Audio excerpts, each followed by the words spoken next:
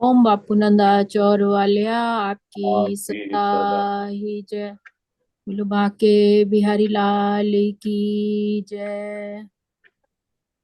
भजमन नारायण नारायण नारायण श्रीमन नारायण नारायण नारायण। हरि हरि नारायण नारायण नारायण श्रीमन नारायण नारायण नारायण। नारायण नारायण। दुर्योधन के मेवा त्यागे, दुर्योधन के मेवा त्यागे।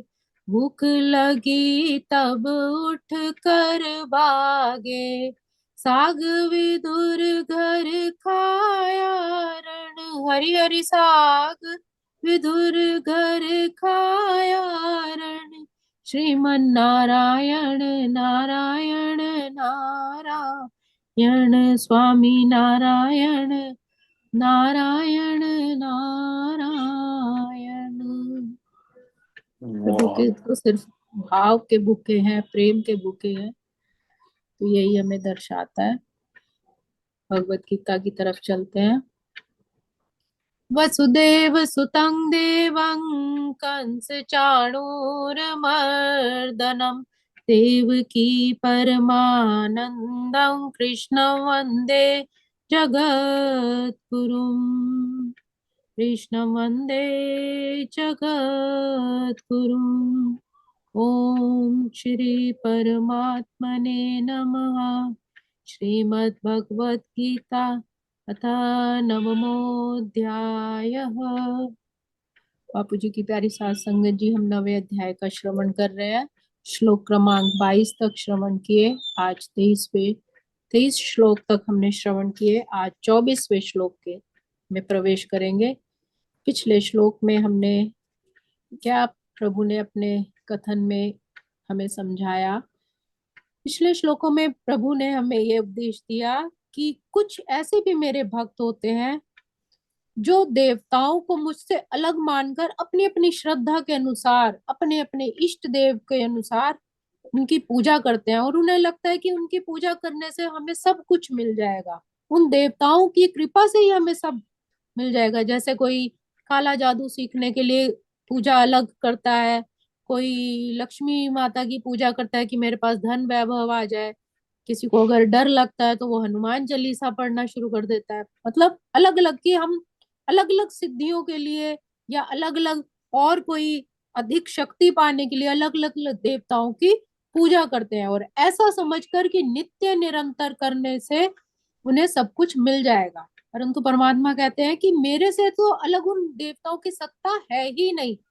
कि अगर हम्म। किसी हेड ऑफिस के नीचे जो स्टाफ है, अगर उससे आप कहें कि मेरा ये काम हो जाए, तो फाइल तो पहले हेड ऑफिस के पास ही जाएगी।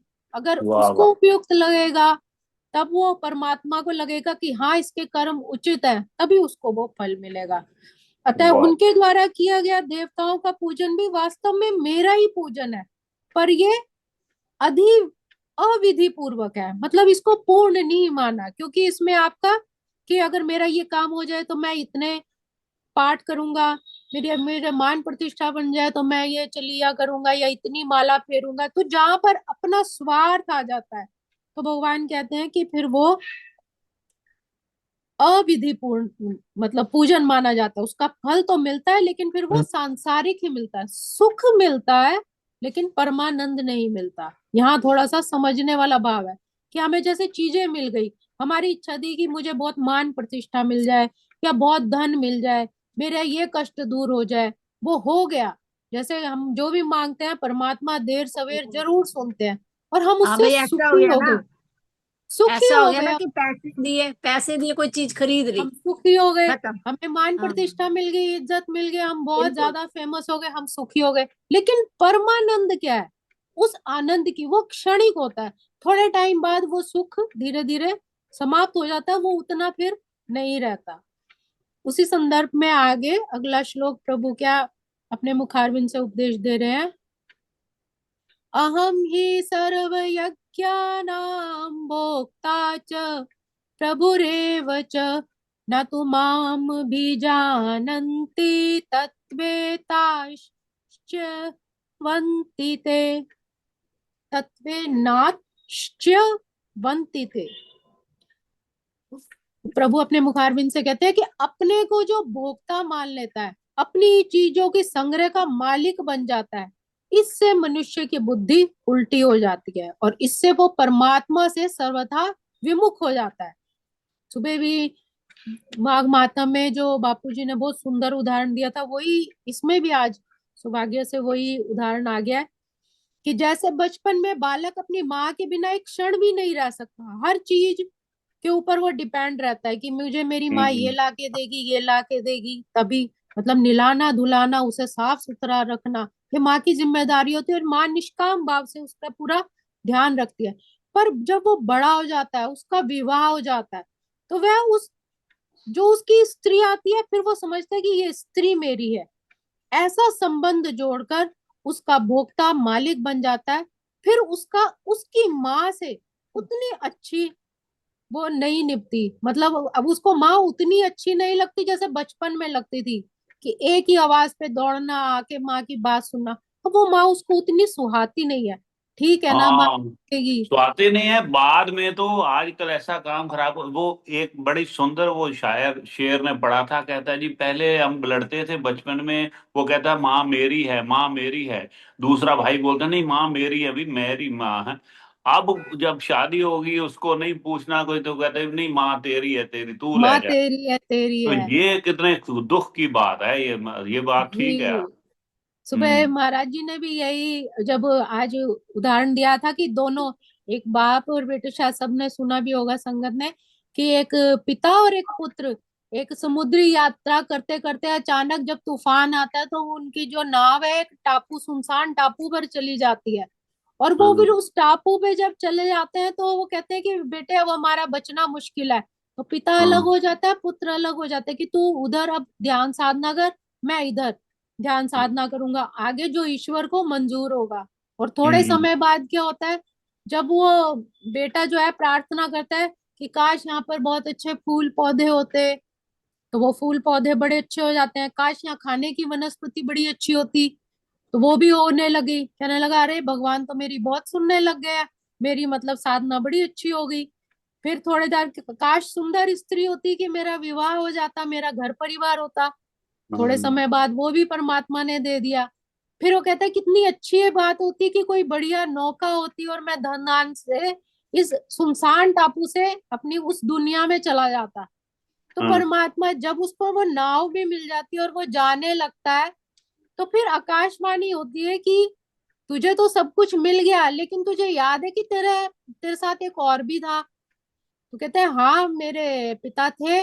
तो उसने कहा कि क्या तू उनको वापस नहीं ले जाना चाहेगा, वो भी तो तेरे साथ ही आए थे। तो वो कहने लगा कि उन्होंने भी तो साधना की होगी, अब उनकी नहीं सुनी परमात्मा ने, तो इसमें मेरा क्या दोष, मेरी तो परमात्मा ने सुन ली। तो उन्होंने कहा कि तू जानता है उन्होंने क्या प्रार्थना की थी, तूने तो अपने सुख वैभव सब मांग लिए, लेकिन तेरे पिता ने हर क्षण यही प्रार्थना की कि चाहे मैं भूखा रह जाऊं, मेरा बच्चा भूखा ना रहे। वाह। हे प्रभु, उसकी हर इच्छा पूरी करना, चाहे मेरी पूरी हो ना हो, उसको वाह। जीवन देना, चाहे फिर मैं बचूं ना बचूं।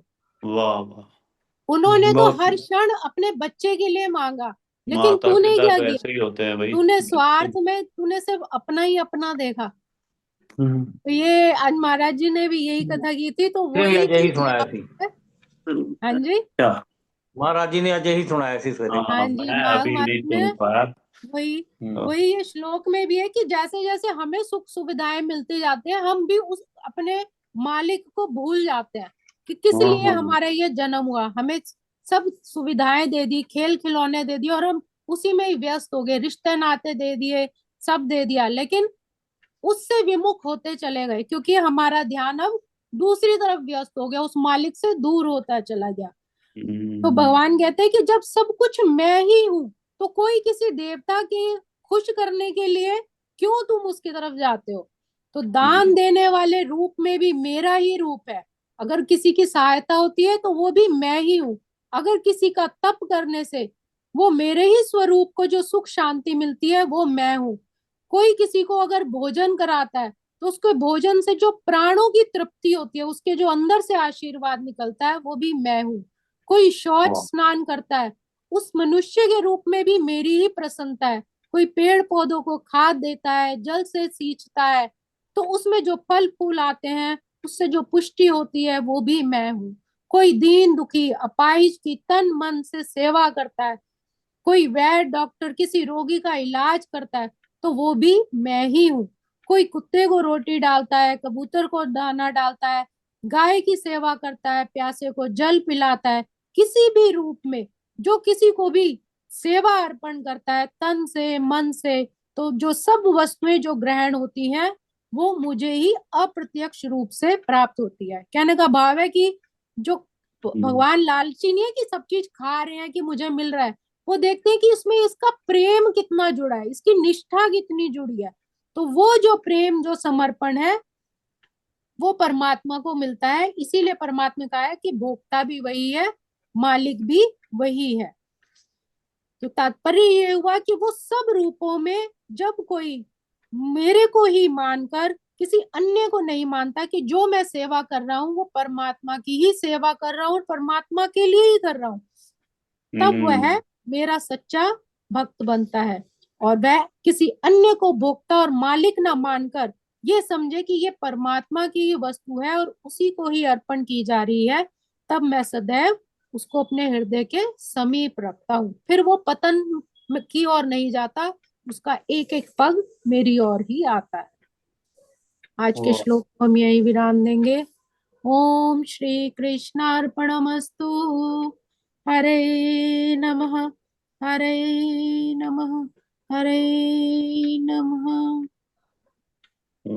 भजमन नारायण नारायण नारायण, भव से तारायण तारायण नारायण, श्रीमन नारायण नारायण नारायण, भव से तारायण तारायण तारायण।